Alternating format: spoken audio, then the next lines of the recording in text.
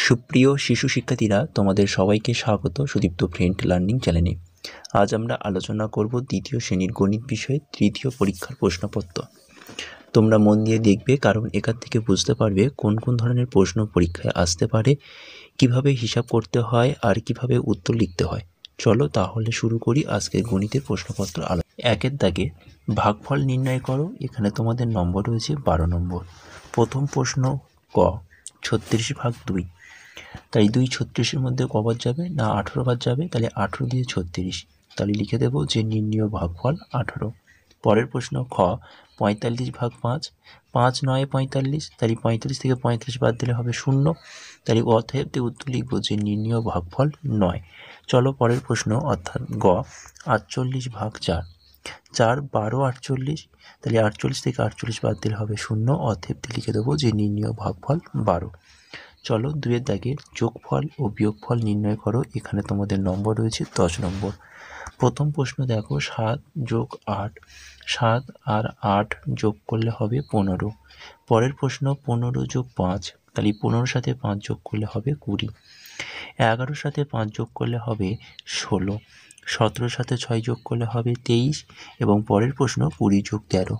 দেখো 0 আর 3 যোগ করলে হয় 3, 2 আর 1 যোগ করলে হবে 3, অর্থাৎ 20 যোগ 13 যোগ করলে হবে 33। চলো পরের প্রশ্ন দেখে নেওয়া যাক। পরের প্রশ্নগুলো দেখে নাও। 13 বিয়োগ 8, 13 থেকে 8 বাদ দিলে সঠিক উত্তর হবে 5। পরের প্রশ্ন 10 থেকে 5 বাদ দিলে সঠিক উত্তর হচ্ছে 5। 15 থেকে 11 বাদ দিলে সঠিক উত্তর হবে 4। 18 থেকে 8 বাদ দিলে হবে 10। 30 থেকে 15 বাদ দিলে সঠিক উত্তর দাঁড়াবে 15। চলো 3-এর দাগে বলা হয়েছে সংখ্যাগুলির গুণফল নির্ণয় করো। 3 গুণ 4 সমান 12। দেখে নাও 15 গুণ 5, তাহলে 5-এর সাথে 5 গুণ করলে 5 5 25-এর 5, হাতে রয়েছে তোমাদের 2।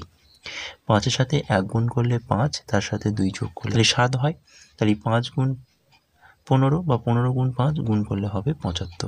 চলো পরের প্রশ্ন 12 গুণ 3। 3 2-এ 6, 3 1-এ 3, তাহলে 12 গুণ 3 সমান 36। পরের প্রশ্ন 10 গুণ 3, 3 0 0, 3 1-এ 3, তাহলে সঠিক উত্তর দাঁড়াবে 30। চলো পরের পাতায় প্রশ্নগুলো দেখে নেওয়া যাক।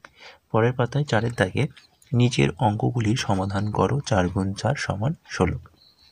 প্রথম প্রশ্ন, আমরা 2 বন্ধু মেলায় গেলাম। আমি 10 টাকা দিয়ে বেলের পানা খেলাম, আমার বন্ধু 12 টাকা দিয়ে লস্যি খেলো। আমাদের মোট কত টাকা খরচ হলো? তাহলে দুটো যোগ করতে হবে। তাহলে দেখে নাও 10 টাকা যোগ 12 টাকা যোগ করলে হবে 22 টাকা।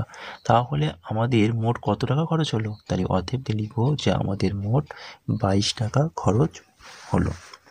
চলো পরের প্রশ্ন খ, 1 কাপ চায়ের দাম 4 টাকা 50 পয়সা। একটা বিস্কুটের দাম 1 টাকা 50 পয়সা। 1 কাপ চা ও একটা বিস্কুটের মোট দাম কত? দেখে নাও 1 কাপ চায়ের দাম ছিল 4 টাকা 50 পয়সা এবং একটি বিস্কুটের দাম ছিল 1 টাকা 50 পয়সা। যোগ করো, 50 পয়সা যোগ 50 পয়সা হয় 100 পয়সা। তাহলে 100 পয়সা মানে জানি আমরা 1 টাকা, তাহলে 1 টাকাটাকে উপরে রাখো। এখানে রয়েছে 4 টাকা যোগ 1 টাকা, তাহলে যোগ করলে হবে 5 টাকা এবং উপরে ছিল 1 টাকা, তাহলে মোট হবে 6 টাকা। তাহলে এখানে উত্তর লিখব কিভাবে? এখানে অতএব দিয়ে উত্তর লিখব যে 1 কাপ চা ও একটা বিস্কুটের মোট দাম 6 টাকা।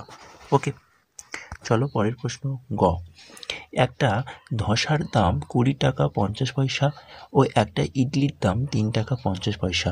একটা ইডলির দাম একটা ধসার দামের থেকে কত বেশি?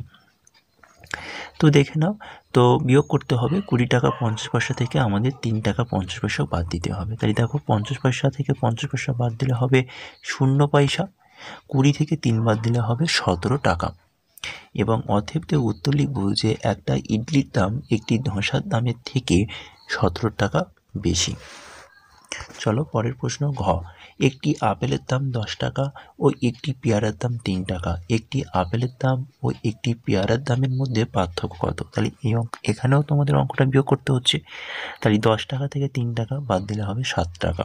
তাই অতএব যে উত্তর লিখব যে একটি আপেলের দাম ও একটি পেয়ারার দামের মধ্যে 7 টাকা পার্থক্য। ওকে, তো এটি ছিল ক্লাস দ্বিতীয় শ্রেণীর তৃতীয় পর্যায়ক্রমী মূল্যায়ন 2025 সালে, অর্থাৎ ফাইনাল পরীক্ষা তোমাদের গণিতের প্রশ্নপত্র, অর্থাৎ অঙ্কের প্রশ্নপত্র। তো তোমরা এই অঙ্কের প্রশ্নপত্রটি তোমরা মনোযোগ দিয়ে দেখো ভালো করে, এবং এই প্রশ্নপত্র সেটটি তোমাদের বন্ধুদের কাছে বেশি করে শেয়ারও করে দাও, এবং চ্যানেলে নতুন হলে অবশ্যই চ্যানেলটিকে সাবস্ক্রাইব করে নাও। টাটা, বাই বাই, ভালো থেকো, সুস্থ থেকো।